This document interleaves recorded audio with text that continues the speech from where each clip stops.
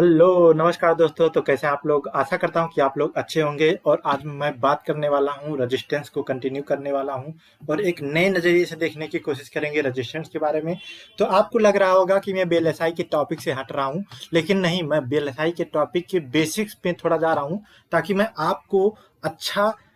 Basic दे सकूं और उसके बाद हम बिल्डिंग खड़ी करेंगे जिस पे अपना मकान सुंदर सा बन पाएगा। तो चलिए शुरू करते हैं और बेस तगड़ा वाला बनाते हैं। तो बेस तगड़ा बनाने के लिए हमको रेजिस्टेंस कैपेसिटेंस जो कि होने वाला है, जैसे क्रॉस कपल होता है या रेजिस्टेंस जो होता है वो हमारा डिले बढ़ाता है या फिर कहें कि वोल्टेज ड्रॉप भी करता है वायर में। तो ये सारी चीज़ें आईआर ड्रॉप वगैरह आपको पता चलेगी जब आपको अच्छे से पता होगा रेजिस्टेंस के बारे में और कैपेसिटेंस के बारे में। और इंडक्टेंस की भी कभी कभी बात हो जाती है, तो उसके बारे में भी धीरे धीरे बात करेंगे, लेकिन ज़्यादा जो फोकस रहता है हमारा बीएलएसआई सेक्टर में वो रेजिस्टेंस और कैपेसिटेंस पे रहता है, तो हम इसी पर फोकस करने वाले हैं। तो हम अभी बात करते हैं पहले रेजिस्टेंस के बारे में थोड़ा और फिर उसके बाद देखेंगे कैपेसिटेंस के बारे में। तो रेजिस्टेंस में और क्या बचा है, मान लीजिए ये हमारा एक स्क्वायर बॉक्स है और स्क्वायर बॉक्स में ये है लेंथ यल, ये है डब्लू बिट्स, और इसका कुछ थिकनेस होगा, वो मान लेते हैं टी। तो आर बराबर होता है रो यल बाई ये, और यहाँ पर रो क्या होता है, रजिस्टिविटी होता है, आर रेजिस्टेंस होता है, ये हो गया रेजिस्टेंस, ये हो गया रजिस्टिविटी, ये हो गया लेंथ, और ये हो गया एरिया जो कि होता है डब्ल्यू इंटू टी जो कि होता है विड्थ, और ये होता है थिकनेस। तो यहाँ पर अब देखेंगे कि मान लीजिए कि ये स्क्वायर बॉक्स था, इसका कुछ पर्टिकुलर रेजिस्टेंस होगा और वो रेजिस्टेंस अभी के मान लेते हैं कि आर ही है, और उसके लिए रजिस्टिविटी रो है, लेंथ यल है और विड्थ डब्ल्यू है। जैसा कि यहाँ पर आपको दिख रहा होगा, विड्थ डब्ल्यू है, लेंथ यल है और रजिस्टिविटी इस मटेरियल की प्रॉपर्टी होती है, तो रजिस्टिविटी आर रो है। अब मान लीजिए कि हम इसी बॉक्सेस को ऐड करते चले जाते हैं,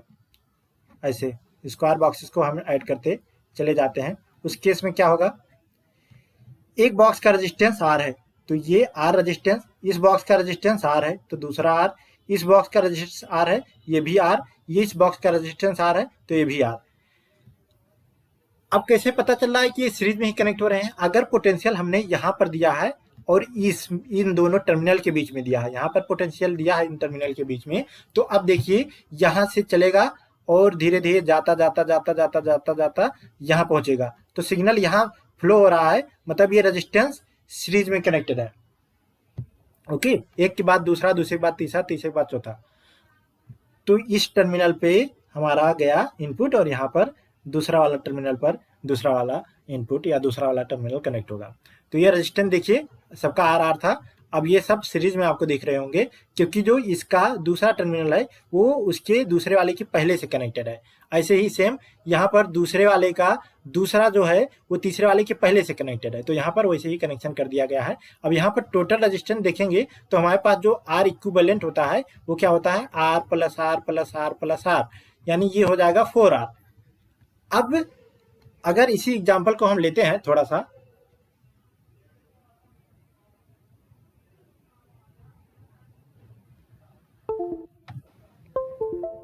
अब मान लीजिए कि इसी स्क्वायर बॉक्स को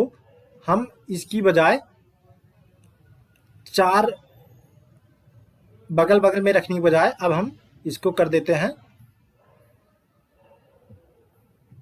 दो बॉटम साइड में और दो टॉप साइड में। अब देखेंगे, अब इस टर्मिनल पे हमने दिया एक पोटेंशियल और दूसरा वाला इस टर्मिनल पे है। अब देखिए कि ये जो हुआ है यहाँ पर, ये दोनों टर्मिनल अब कनेक्टेड हैं सेम पोटेंशियल से, तो क्या होगा, इसका भी पोटेंशियल सेम है, इसका भी पोटेंशियल सेम है। अब इसका इक्विवेलेंट रेजिस्टेंस बनाते हैं, तो इस वाले का जो आर होगा वो कुछ इस तरीके से बनेगा और यहाँ वाले का जो आर होगा वो यहाँ इस तरीके से कुछ बनेगा, और ये दोनों सेम पोटेंशियल से कनेक्टेड हैं। और फिर उसके बाद यहाँ पर देखेंगे तो ये इससे सीरीज में कनेक्टेड है। ओके, तो यहाँ पर ये सीरीज में कनेक्टेड होगा। अब ये वाला जो टर्मिनल है वो यहाँ पर मिल रहा है, ये वाला टर्मिनल, और ये भी देखिए ये इससे ये सीरीज में कनेक्टेड है, तो ये सीरीज में कनेक्ट हो गया। अब ये दोनों सीरीज में कनेक्टेड है, लेकिन यहाँ बीच में देखिए, बीच में क्या हो रहा है, ये सेम पोटेंशियल पे है ना, यहाँ पर ये कनेक्ट हो रहे हैं, तो यहाँ पर ये कुछ इस तरीके से बनेगा। अब इसका इक्विवेलेंट रेजिस्टेंस देखते हैं, अभी भी आर आर आर ही रखते हैं। अब देखेंगे आर इक्विवेलेंट क्या हो जाएगा, आर और ये आर, ये दोनों आर जो हैं ये पैरेलल में आपको दिख रहे होंगे, तो ये दोनों अगर पैरेलल में है तो आर इक्विवेलेंट क्या होगा,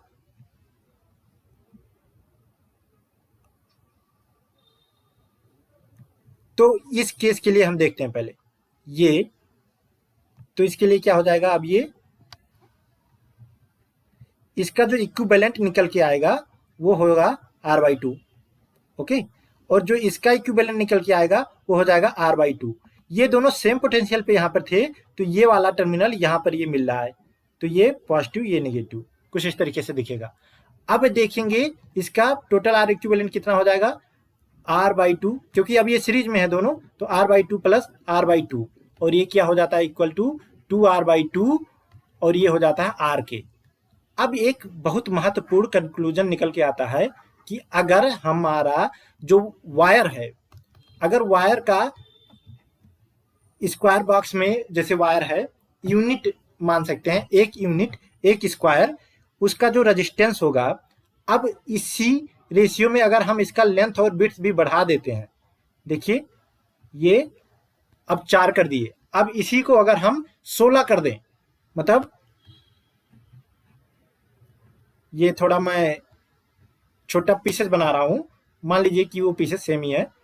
तो यहां पर अब देखिए ये 16 पीसेस कर देंगे, तब भी इसका भी रेजिस्टेंस सेम, इसका भी रेजिस्टेंस सेम, और एक स्क्वायर बॉक्स का भी रेजिस्टेंस सेम।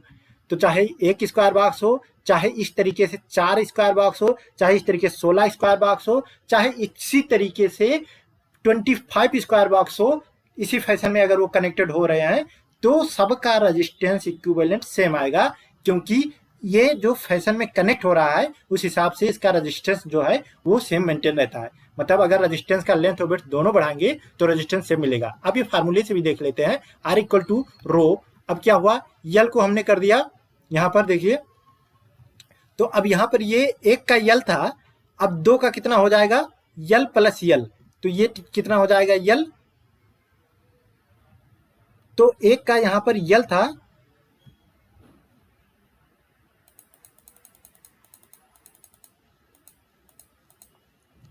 तो यहां पर एक का लेंथ जो था वो यल था, अब यहां 2 है तो 2 का लेंथ 2l हो जाएगा, और यहां पर विड्थ एक का w था, तो यहां पर अब 2 ऐड हो रहे हैं तो ये w हो जाएगा, तो ये दोनों ऐड हो जाएंगे और ये दोनों ऐड हो जाएंगे, तो यहाँ r इक्वल टू रो, यल का अब कितना हो जाएगा, 2l हो जाएगा, और ये का क्या होता है, w इंटू टी, तो w अब 2w हो गया और t ही रहेगा, तो 2 से 2 कैंसिल हो गया। अभी देख रहे होंगे कि रो यल बाई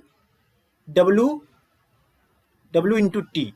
तो सेम वैल्यू जो पहले थी वही वैल्यू अभी भी है, ये रो यल बाई ये ही है, तो मतलब रेजिस्टेंस चेंज ही नहीं हुआ, क्योंकि हमारा जितना लेंथ हमने बढ़ाया जिस रेशियो में, उसी रेशियो में हमने विड्थ भी बढ़ाया, जिस रेशियो में हमने लेंथ बढ़ाया उसी रेशियो में हमने विड्थ भी बढ़ाया, इसीलिए हमारा इक्विवेलेंट रेजिस्टेंस अभी भी सेम है। तो आशा करता हूं कि ये रेजिस्टेंस वाला कॉन्सेप्ट आपको पल्ले पड़ गया होगा, समझ में आया होगा। फिर भी कोई डाउट है तो कमेंट बॉक्स आपके लिए है। Thank you for watching, have a great day. मिलते हैं कैपेसिटेंस के वीडियो में।